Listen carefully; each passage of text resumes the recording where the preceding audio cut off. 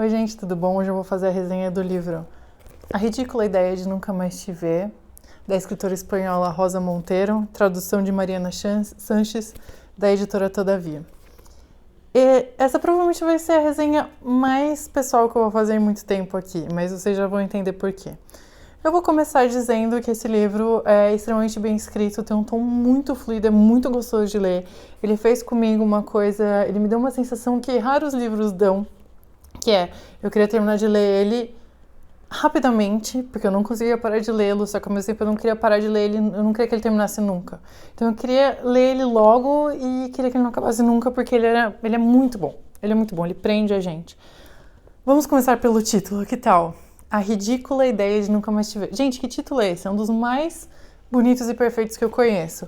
Porque ele se trata sobre luto. E quem perdeu alguém, especialmente alguém muito próximo, sabe que um dos primeiros estágios do processo de luto, o primeiro ou segundo dos 5 ou 6 estágios, dependendo da pessoa, de luto, é a negação. Então você não consegue entender que você nunca mais vai ver essa pessoa. Como assim? E é isso mesmo, a ideia de nunca mais te ver é ridícula. A ideia de nunca mais ver essa pessoa é ridícula. E tem um trechinho aqui no livro que eu vou ler pra vocês. E quem não se identificar porque não tem coração. Não, brincadeira, assim. Óbvio que vai ter gente que não vai se identificar. Mas o luto é universal, não é mesmo? Pode não ser igualzinho pra todos, mas em geral é muito parecido. E eu vou falar disso mais pra frente. Mas o trecho é: sempre, nunca, palavras absolutas que não podemos compreender sendo como somos. Pequenas criaturas presas em nosso breve tempo. Você nunca brincou na infância de tentar imaginar a eternidade? A primeira coisa que te derruba no luto, a incapacidade de pensar nele e admiti-lo. A ideia simplesmente não entra na sua cabeça. Como é possível que não esteja mais? Aquela pessoa que ocupava tanto espaço no mundo, onde foi que se meteu? O cérebro não consegue entender que tenha desaparecido para sempre. E que diabos é sempre? É um conceito anti-humano, quero dizer, que foge da nossa possibilidade de entendimento. Como assim não vou vê-lo nunca mais? Nem hoje, nem amanhã, nem depois, nem daqui a um ano? É uma realidade inconcebível que a mente rejeita. Não vê-lo nunca mais é uma piada sem graça. É uma ideia ridícula. Aí entra um trechinho do Diário da Marie Curie, que eu já vou falar pra vocês também a respeito. Às vezes, tem a ideia absurda de que tudo isso é uma ilusão e que vais voltar. Não te vi ontem ao ouvir a porta fechar, a ideia absurda de que eras tu? Agora, onde que entra Marie Curie? Esse é um livro aparentemente sobre o luto, não é mesmo? Tudo começou quando a editora da Rosa Monteiro, que é muito famosa na Espanha e nos países de língua espanhola, pediu para ela escrever um livrinho a partir dos diários da Marie Curie, que ela escreveu depois que ela perdeu o marido dela, Pierre Curie, muito jovem.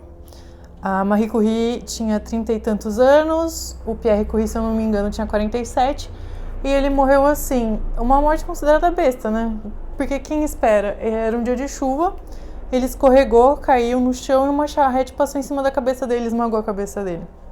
Então ele saiu de manhã para trabalhar, para ir pro laboratório e nunca mais voltou. E esse tipo de morte, assim, muito cedo, de pessoa jovem, sempre é um choque absurdo, né? E a Marie escreveu um texto que está no final do livro, um apêndice, um diário, que é lindíssimo, sobre o processo de luto dela. Ela parou de escrever exatamente um ano depois que completou a morte dele, do marido dela. E a Rosa Monteiro, quando pegou esse texto para escrever, ela se deparou com o que ela mesma sentiu quando ela tinha perdido o marido dela, o jornalista Pablo Lescano, super famoso na Espanha também, 3 anos antes. O Pablo foi diagnosticado com câncer, quando eles descobriram já tinha passado para o cérebro, então ele viveu por mais 10 meses depois do diagnóstico, sendo que nesses últimos meses o cérebro dele já estava bastante afetado, ele embaralhava as palavras, as ideias, então não dava nem para conversar direito com ela. Tem uma cena nesse livro também que é lindíssima, que é a despedida deles, que eu não vou contar a respeito, eu vou deixar de surpresa para vocês, mas assim, eu chorei, você vai chorar, provavelmente, senão você não tem coração, brincadeira. Seguinte, esse livro eu li no momento certo. Eu não queria lê-lo, porque eu sabia que se tratava de luto. E, para quem não sabe, eu comecei a escrever essas resenhas num processo pessoal de cura, que acabou se tornando de cura, na verdade. O meu padrasto faleceu no dia 27 de junho, eu era muito próxima dele. Eu passei mais tempo com meu padrasto do que com meu próprio pai. Foram quase 20 anos com meu padrasto, com meu pai, ele faleceu, eu tinha 8 anos. E assim, foi um baque muito grande, a gente não esperava. Ele era relativamente jovem, tinha 64 anos. Enfim, mexeu demais comigo. Só que um dos assuntos que a Rosa debate nesse livro é que tem essas pequenas coisas cotidianas que você nem dá muito valor, mas que depois que a pessoa se vai, faz muita diferença, muita falta na sua vida. E uma coisa que fez muita falta era que a gente debatia muito sobre livros. Eu emprestava livros para ele emprestava para mim, a gente estava sempre conversando e trocando sobre livros. Era uma troca muito rica que eu não tive mais. Então, quando ele faleceu, eu tinha esse monte de resenha que eu queria fazer, que eu queria falar, e eu acabei que comecei a fazer isso nas redes sociais e estou fazendo até agora e estou adorando. E várias pessoas que souberam da história falaram: Sara, leia esse livro, você vai gostar, ele fala tanto disso. E tá sendo muito bom pra mim esse livro, porque eu achei que ia arrasar comigo, mas não. Ele me abraçou, esse livro me abraçou, se é que isso pode acontecer metaforicamente, não é mesmo? Ele me abraçou, ele me fez perceber que o luto é universal. Foi o luto da Marie Curie, foi o luto da Rosa Monteiro, é o luto que eu tô passando. E que todos vão passar no momento da vida. Porque por mais que a gente tente esquecer, nascimento e morte são coisas que vão acontecer, né? De mim, a minha, a sua, das pessoas que a gente ama. E a gente tenta ignorar, a gente tenta não lidar, mas é algo com o qual a gente precisa lidar.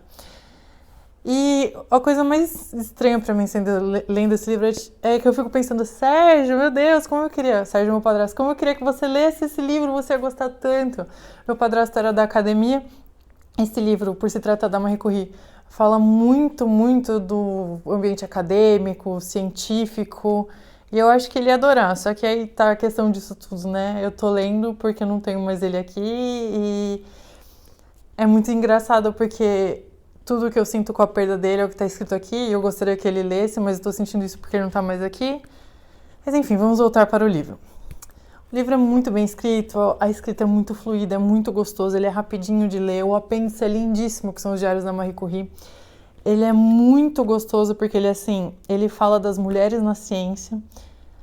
Eu achava que eu sabia muito da história da Marie Curie, no final das contas eu não sabia quase nada. Ela ganhou 2 prêmios Nobel, ela é uma das únicas mulheres que ganhou o prêmio Nobel. Nesse pequeno grupo de pessoas também tem a filha dela, então uma família realmente genial.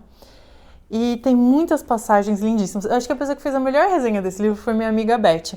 Que ela falou: nossa, era mais fácil ter pegado o livro e ter mergulhado ele na tinta do marca-texto, de tanto que eu grifei ele. E, gente, eu grifei demais esse livro. E eu sou uma pessoa que considera um sacrilégio marcar o livro. E, assim, eu marquei ele inteiro. Eu gostaria de ler mais um pedacinho para vocês, se vocês me permitem. E esse é um pedaço que, assim, ilustra muito o sentimento que a gente tem quando a gente perde alguém. Porque um sentimento muito comum depois que a gente perde alguém é o de culpa. A gente sempre acha que podia ter feito mais, não é? E ela fala aqui: a culpa, a inevitável culpa de não ter lhe dado tudo. A culpa imperdoável de estar viva e ele não. Embora com sua morte o ser amado leve boa parte de nós. Um punhado de anos e lembranças, uma porção de carne. É que o corpo, esse animal, se regozija de viver apesar de tudo, como explica Tolstói na novela A Morte de Ivan Ilitch. O simples fato de inteirar-se da morte de um companheiro suscitava, desculpa gente, essa palavra é complicada mesmo, nos presentes, como sempre ocorre, uma sensação de complacência, a saber, o morto é ele, não eu. Cada um deles pensava ou sentia: pois é, ele morreu, mas estou vivo. Que dolorosa contradição, todas as suas células comemorando freneticamente a existência enquanto sua cabeça se afoga em mágoas. De modo que essas foram as últimas lembranças que Marie guardou de Pierre. A vida é maravilhosamente grotesca. Na sua manhã final, aquele grande homem que Pierre Curie sem dúvida foi, se engalfinhou com a empregada numa mísera discussão doméstica que lhe negou um aumento. Quase me escapa um sorriso dos lábios, porque constatar mais uma vez a pequenez do ser humano tira a seriedade da morte, ou pelo menos a torna tão pequena quanto nós mesmos. Quando você se liberta da ilusão da própria importância, tudo dá menos medo. E assim, esse é só um dos tantinhos de trechos lindos que tem nesse livro. Esse livro é lindo, esse livro é curtinho, você lê ele rápido. Esse é um livro que eu gostaria de dar para todas as pessoas que eu conheço. Eu acho que todo mundo tem que ler. Eu acho que a nossa sociedade não fala o suficiente sobre a morte, sendo que é uma experiência universal, sendo você rico, pobre, a classe que for, a idade que for, todo mundo vai passar por isso. O meu luto, o seu luto, o luto da Rosa Monteiro, o luto da Marie Curie, são todos o mesmo luto. E esse livro, ele foi maravilhoso para mim, porque ele conseguiu colocar em palavras várias coisas que eu estava sentindo e eu nem sabia que eu estava sentindo. Então, para mim, ele foi muito, muito bom. Outro livro também que fala sobre luto e que é muito bom é O Ano do Pensamento Mágico, da Joan Didion, que eu comecei a ler e eu falei, mãe, você precisa ler ele mais do que eu, então eu ainda vou retomar ele, mas sobre o assunto do luto de novo, tem esse outro livro que é muito bom. E é isso, gente, A Ridícula Ideia de Nunca Mais Te Ver, Rosa Monteiro. Todo mundo que eu conheço que leu esse livro gostou dele. Tem algumas partes assim que ele fica um pouco repetitivo e tem umas partes que eles entram muito na questão da vida afetiva da Marie Curie, depois da morte do marido dela, fica um pouquinho com carinha de fofoca, tem gente que gostou, tem gente que não gostou, mas eu acho que no geral todo mundo que eu conheço pelo menos concordou que ele é muito bem escrito e que ele é muito gostoso de ler, apesar de o final ficar um pouco repetitivo. Gente, é lindo esse livro. Nota 10 de 10. E para concluir, eu acho que esse foi o melhor livro que eu li esse ano. Tudo bem que tem que levar em consideração todo o panorama de como foi esse ano para mim, mas convenhamos, quem não teve um ano difícil, não é mesmo? Talvez ele esteja muito bom para você também. E assim, além de ser o melhor livro que eu li esse ano, eu considero que ele é um dos melhores livros que eu já li nessa vida. Então eu vou concluir com essa observação. Gente, gostaram do livro? Por favor, comentem, compartilhem, curtam... critiquem, indiquem livros. Me indicaram esse livro foi uma indicação. Gente, muito obrigada. Se tiver algum outro livro que vocês achem que eu precise ler, por favor, comentem. De novo, muito obrigada pela audiência, estou adorando fazer essas resenhas e obrigado por embarcarem nessa aventura comigo. Um grande abraço.